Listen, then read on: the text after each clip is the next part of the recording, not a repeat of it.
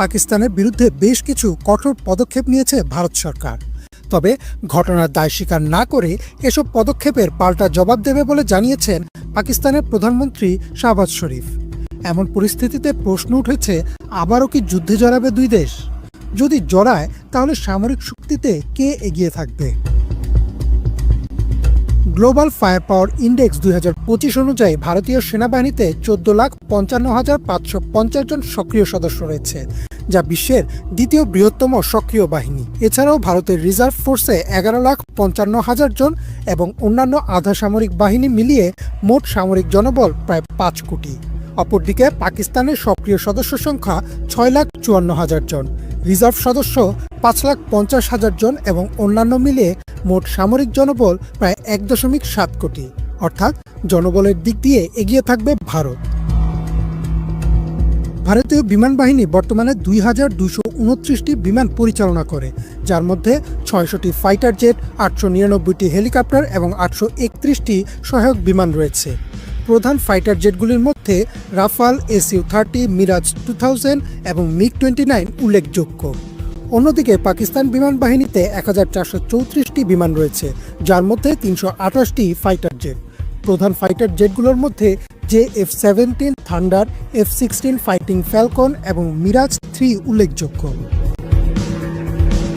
ভারতীয় নৌবাহিনীতে বর্তমানে 2টি এয়ারক্রাফট ক্যারিয়ার রয়েছে, INS বিক্রমাদিত্য এবং INS বিক্রাম। এই রণতরীগুলি ভারতের সামুদ্রিক কৌশলগত সক্ষমতা বৃদ্ধি করেছে। ভারতের নৌবাহিনীতে প্রায় 1,42,000 জন সদস্য এবং 150টি যুদ্ধজাহাজ ও 17টি সাবমেরিন রয়েছে। অপরদিকে পাকিস্তানের নৌবাহিনীতে প্রায় 114টি যুদ্ধজাহাজ রয়েছে, তবে তাদের কোনো এয়ারক্রাফট ক্যারিয়ার নেই। সাবমেরিন বহরে পাকিস্তানের 9টি সাবমেরিন রয়েছে। পারমাণবিক অস্ত্রের ক্ষেত্রে পাকিস্তানের কাছে প্রায় 165 থেকে 175 ওয়ারহেড রয়েছে, যেখানে ভারতের কাছে প্রায় 150টি থেকে 160টি রয়েছে। পাকিস্তানের পারমাণবিক ক্ষেপণাস্ত্রগুলির মধ্যে গাজনভি, শাহিন 1, শাহিন 2 এবং বাবর উল্লেখযোগ্য। ভারতের পারমাণবিক ক্ষেপণাস্ত্রগুলির মধ্যে অগ্নি 1 থেকে অগ্নি 5, পৃথ্বী সিরিজ এবং ব্রহ্মাস উল্লেখযোগ্য। ভারতের স্থলবাহিনী অস্ত্র ও যানবাহনের দিক থেকেও পাকিস্তানের তুলনায় উল্লেখযোগ্যভাবে এগিয়ে। গ্লোবাল ফায়ার পাওয়ার ইন্ডেক্স 2025 অনুযায়ী ভারতের কাছে 4,714টি ট্যাঙ্ক, 10,000টির বেশি সাঁজোয়া যান এবং 1,385টি সচ্চালিত কামান রয়েছে। অন্যদিকে পাকিস্তানে রয়েছে 3,742টি ট্যাঙ্ক, প্রায় 9,000 সাঁজোয়া যান, 350টি সচলিত কামান, 1,980টি টোড আর্টিলারি এবং 120টি রকেট লঞ্চার। পাকিস্তান বেশিরভাগ ক্ষেত্রেই চীন ও তুরস্কের উপর নির্ভরশীল তাদের সামরিক সরঞ্জাম সংগ্রহে।